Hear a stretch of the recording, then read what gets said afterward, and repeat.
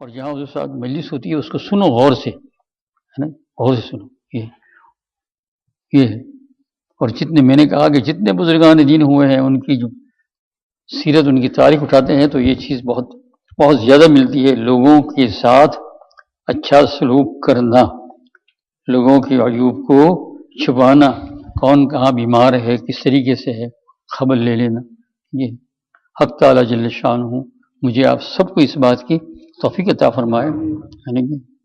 بنی آدم یہ حضور صلی اللہ علیہ وسلم کی سیرت ہی سے لیا ہے. بنی آدم آزائے یک دیگرن کہ در آفرینش جیگ جوہرن چو عضو بدرد آورد روزگار دیگر عضوہارا نمانت قرار. بنی آدم من انسان، بنی آدم آزائے کہتے ہیں انسان کی مثال ایسی ہے جیسے ایک باڈی ہو، جسم ہو، اس کا ہاتھ ہو، یہ پاؤں، سارے بدن کے اندر کسی جگہ پر بھی درد ہوتا ہے تو سارا جسم پریشان ہو جاتا ہے. ایسا کبھی نہیں ہوا کہ ہاتھ میں درد ہو رہا ہو اور آنکھ کہہ رہی ہے مجھے کوئی فکر نہیں ہے، مجھے تو کچھ نہیں ہے. سارا بدن ہل رہا ہے، سب کو تکلیف. کیوں کہ در آفرینش جیگ جوہرن، سارے کے سارے پیدائش میں ایک جوہر سے، مٹی سے پیدا ہوا ہے.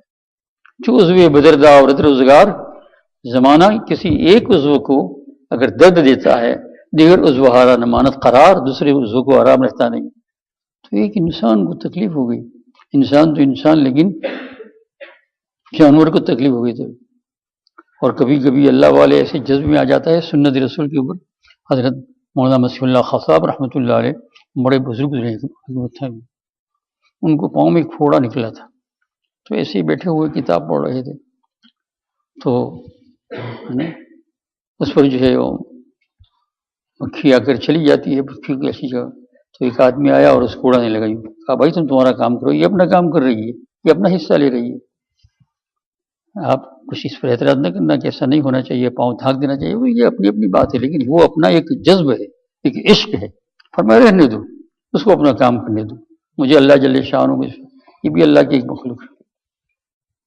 جب جا کر کیا بنے مجدد زمانہ، بہت بڑے بزرگ بنے. اور ایک محدث اعظم بہت بڑے جو ہے لکھنے کا زمانہ تھا اس وقت، انک کے اندر قلم ڈبو کر لکھتے تھے. انک جانتے ہیں نا، ہم نے تو بہت لکھا ہے پڑھنے کے زمانے میں. 2 پیسے کی پوڑیاں آتی تھی، کئی دن چلتی تھی. اور آج جیب میں جو ہے 30 پاؤنڈ کا 40 پاؤنڈ کا بال پین. تو محدث اسی سے لکھ رہے تھے. تو وہ قلم جو ہے لکڑی کا بنا ہوا وہ انک میں ڈالا اور لکھنا چاہتے تھے تو ایک مکھی اس پر آ کر بیٹھ گئی. تو وہ قلم کو ہلایا بھی نہیں انہوں نے، اس طریقے سے استھر پڑھتے رہے. بس جب وہ پورا چس کر چلی گئی تب جا کر پھر قلم سے لکھنا شروع کیا. فرمایا خواب میں آئے اور فرمایا ان کے اعمال تو بہت تھے لیکن سب سے بڑا عمل یہ مغفرت کر دی اللہ جل شانہ کہ میری ایک مخلوق کے اوپر جو ہے اتنا بڑا رحم کیا. یہ اللہ والوں کے کام تھے. شنیدم کی مردان راہ خدا دل دشمنارانہ کردند تنگ تو را کی میسر شودی مقام کہ بادوستانت خلاف اس جنگ. میں نے سنا، سعدی کہتا اللہ والا اس کا بھی بہت بڑا، یہ سب لوگ ایسے ہی بنی. میں نے سنا کہ مردان راہ خدا یعنی اللہ والے لوگ، مردان راہ خدا مانے اللہ والے، دل دشمنارانہ کردند، دشمنوں کے دل کو بھی انہوں نے تنگ نہیں کیا، دوسروں کو معاف کیا.